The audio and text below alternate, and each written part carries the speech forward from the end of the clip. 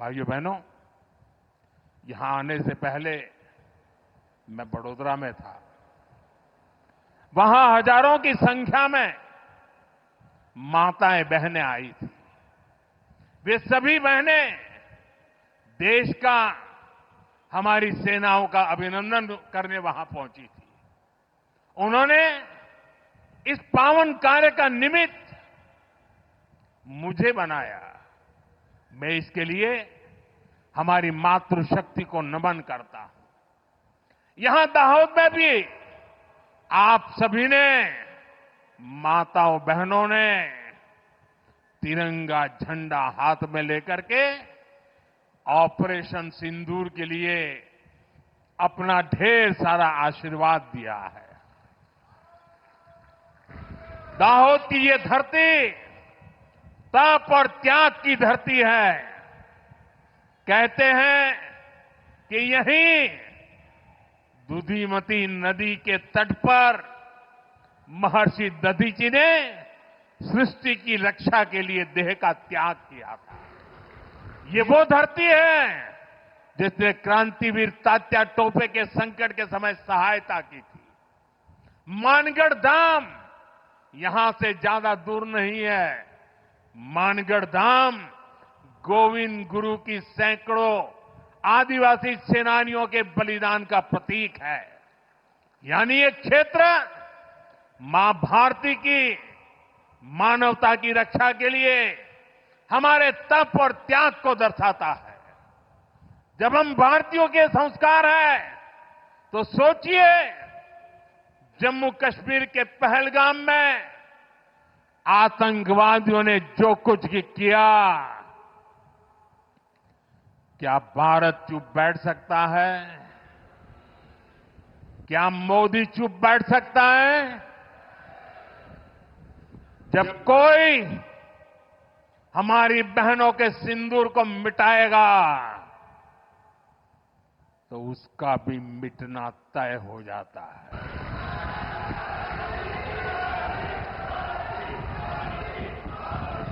और इसलिए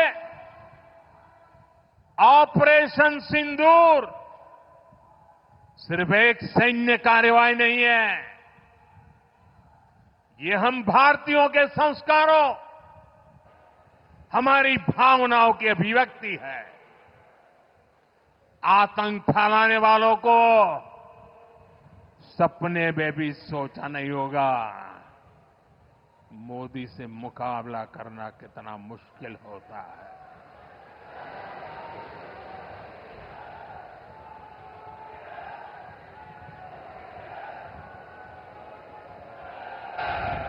तिरंगा लहराते रहिए। तिरंगे की आन बान शान का जरा सोचिए,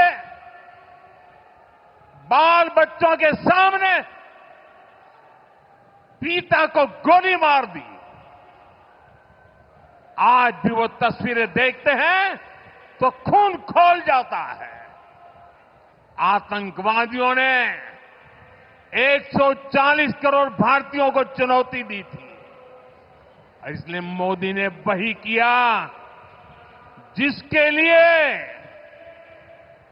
देशवासियों ने, आपने मुझे प्रधान सेवक की जिम्मेदारी दी।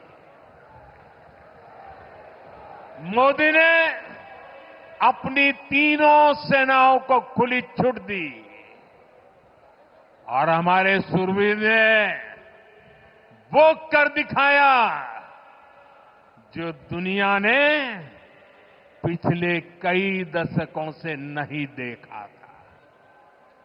हमने सीमा पार चल रहे आतंक के 9 सबसे बड़े आतंकी ठिकाने, उनको ढूंढ निकाला, अता पता पक्का कर लिया और 22 तारीख को उन्होंने जो खेल खेला था, 6 तारीख रात को 22 मिनट में हमने उनको मिट्टी में मिला दिया। भारत की इस कार्रवाई से बौखलाकर जब पाकिस्तानी सेना ने दुस्साहस दिखाया तो हमारी सेनाओं ने पाकिस्तानी फौज को भी धूल चटा दी।